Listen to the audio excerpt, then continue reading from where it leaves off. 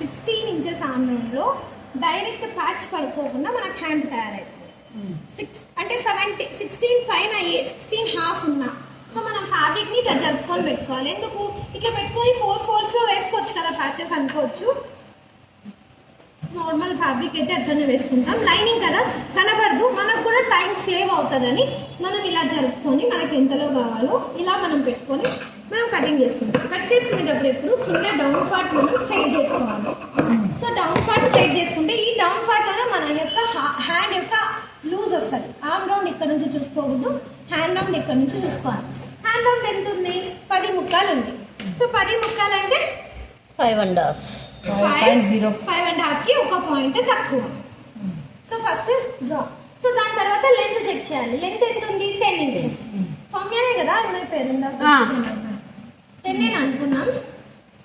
Sleeve length అమ్మాయికి ఎక్కువ తీసుకుంటున్నాం కదా, ఎల్బో తీసుకుంది. ఎల్బోనే ఆమె తీసుకెళ్ళి అక్కడ ఫోన్ లో అక్కడ స్టార్ట్ ఇప్పుడు ఇచ్చిన క్లాత్కి హైప్ ఆఫ్ హ్యాండ్స్ బాగుంటుంది.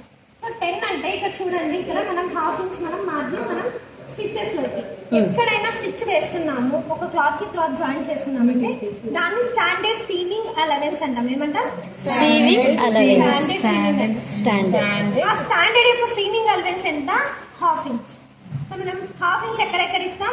ఈ షోల్డర్, ఈ బ్యాక్, ఫ్రంట్ బ్యాక్ జాయిన్ చేసేటప్పుడు, ఈ కింద పట్టి జాయిన్ చేసేటప్పుడు, హ్యాండ్స్ కి బాడీ జాయిన్ చేసేటప్పుడు, ఆ తర్వాత ఏ పార్ట్ జాయిన్ చేయాలన్నా హాఫ్ ఇంచ్ అనేది స్టాండర్డ్ సీవింగ్ అలవెన్స్ కంపల్సరీ. ఇది హాఫ్ ఇంచ్. ఆ తర్వాత 10 ఇంచెస్. సో మన రెడీ లెంత్ 10. సో ఇక్కడ హాఫ్ ఇంచ్ అనేది జాయింట్ కి. సో మళ్ళీ ఇది జాయింట్ కావాలంటే ఇది ఇక్కడికి స్టాప్ చేసి కటింగ్ ఇక్కడే పెట్టుకుంటే సరిపోతుందా? కటింగ్ లైన్ అనేది వేరుంటది. టోటల్ గా 1 ఇంచ్ అనేది మనం పెంచుకుంటాం. సో ఇక్కడ నుంచి మనం క్యాప్ హైట్ అనేది డ్రా చేయాలి.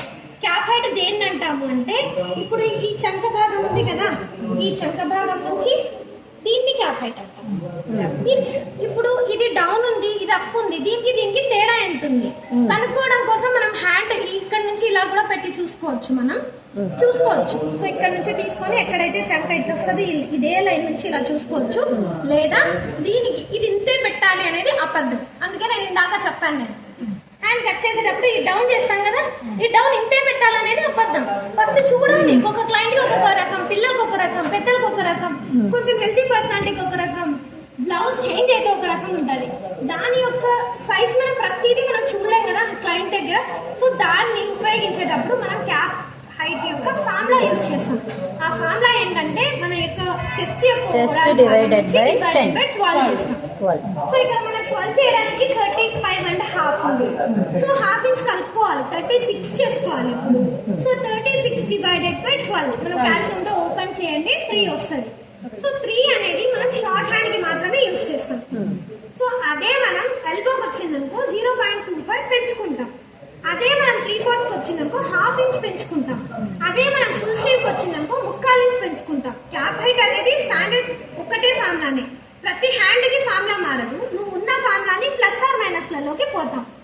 ఈ క్యాప్ హైట్ యొక్క ఫార్ములా ఇప్పుడు ఇదే మనం క్యాప్ స్లీవ్ అంటాం. ఆ స్లీవ్ ఏంటి అంటే మామూలుగా ఇక్కడ ఇంత ఉంటాయి, ఇది కూడా ఇక్కడ ఫ్యాబ్రిక్ ఉంటుంది. ఎక్కడి నుంచి తీసుకొచ్చి పెడతాం? 2 ఇంచెస్ 2.5 ఇంచెస్ స్లీవ్ కి క్యాప్ హైట్ నేను 3 ఇంచెస్ తీస్తే నేను కింద ఫ్యాబ్రిక్ ఎక్కడి నుంచి వచ్చి ఉంటుంది? దానికి మళ్ళీ తేడా వస్తుంది. క్యాప్ హైట్ ఫార్ములా తేడా రాదు, కటింగ్ మార్పులు వస్తాయి. కటింగ్ మార్పులు నేను రాను చెప్తాను, కానీ కటింగ్ లో మాత్రమే మార్పులు వస్తాయి. కానీ